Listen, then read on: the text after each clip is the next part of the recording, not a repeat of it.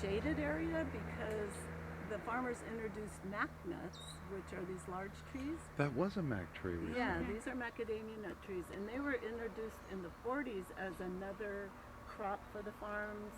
Coffee does do well in shade, but if you look around the farm, you'll notice the production is a little less in this much. So they call it coffee cherry for a reason, huh? Yeah, looks like cherry. It does look. It looks like grapes, actually. Yeah, unless you're from California, where cherries are about this big. Yeah, that's us. Yeah. Yeah. That's the closest we get to.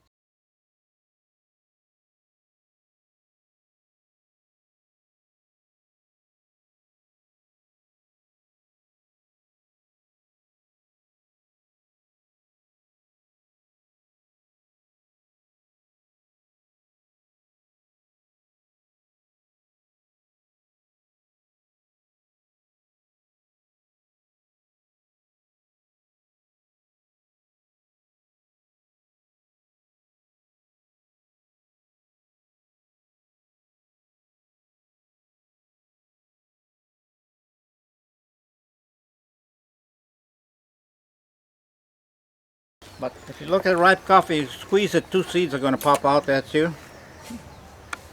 Oh wow! To get the skin off, the farmers developed this machine to take the skin off. There's a wooden drum on an axle. They covered the wooden drum with a sheet metal with a little bumps on it. Bumps serve to pull the coffee cherry into this curved plate to squeeze it.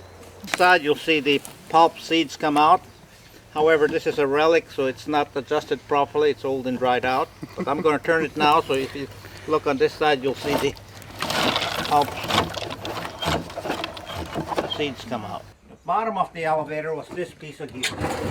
It had a geared pulley.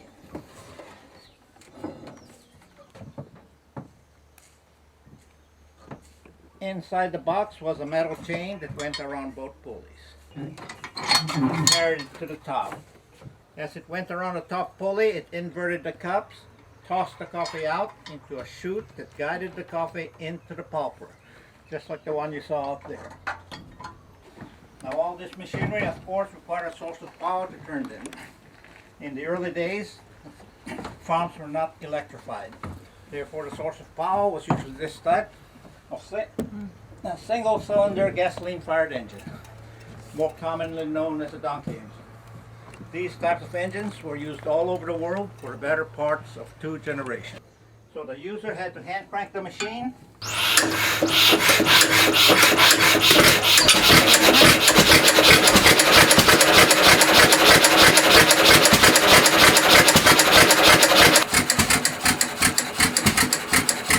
Still works.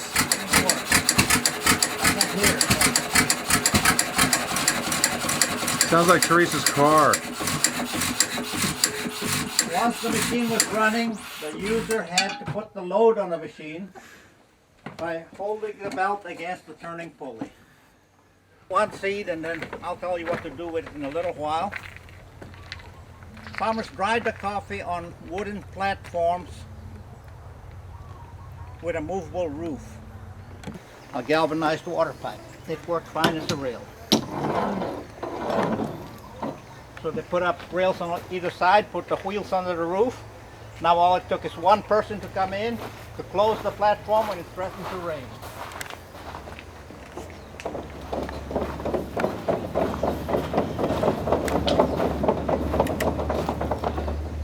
That person went back to picking coffee in the rain. The sun came back out. He had to come back out to open the platform.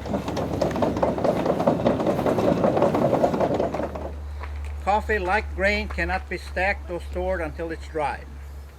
If you try to stack it before it's completely dry, it's going to generate heat. Sometimes it gets warm enough to mildew. Other times it gets hot enough to burst into spontaneous combustion. Wow. Okay, you pick up a seed. 1 hand on either side of the narrow dimension, force it away from the slit. You should be able to crack the parchment skin. Yeah, it's very dry. Peel the skin off, hang on to the seed.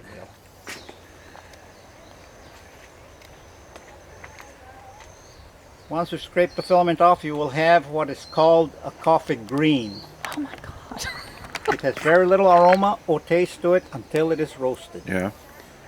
Roasting turns it brown, brings the oils out to give you the aroma and the taste. It is green. That's a lot of work for some coffee. That is a lot of work.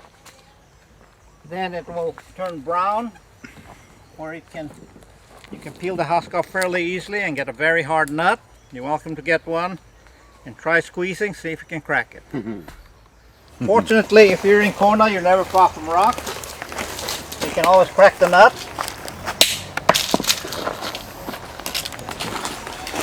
You know just how to show it.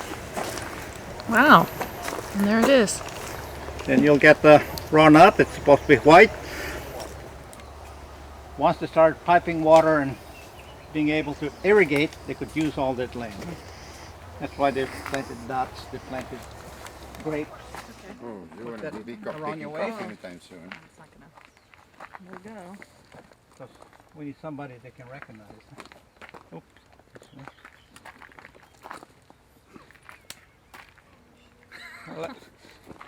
It's like a Lucille Ball episode. Ricky! Okay. If you'll back off here a little. Alright. Okay. Pick it off. Oh. I'll pull. You can get under and pull that branch close enough to step on the rope. Oh, step on that. Okay.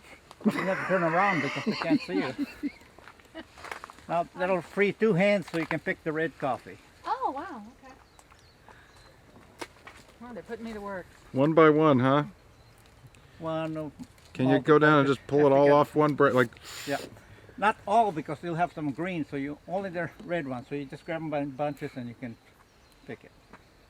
Portuguese bread tells you about the history of this, so if you want to find out more, that's where you can do it. But back in the day, that used to be the general store, so everything that was grown here was sold in that store. So the number one thing, coffee. Coffee was already here. So in 1873, he took some of that coffee, he took it to Vienna, Austria, and he entered it into the World's Fair, and he won an award. And he decided to come back and grow coffee. It was much easier than dealing with cattle in those days.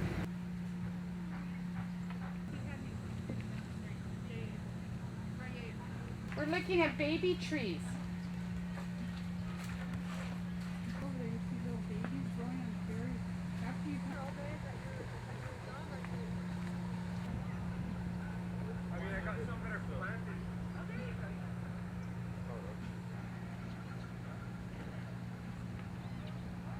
A lot of work, okay? So if you have a family for 7 months, that's what you're doing.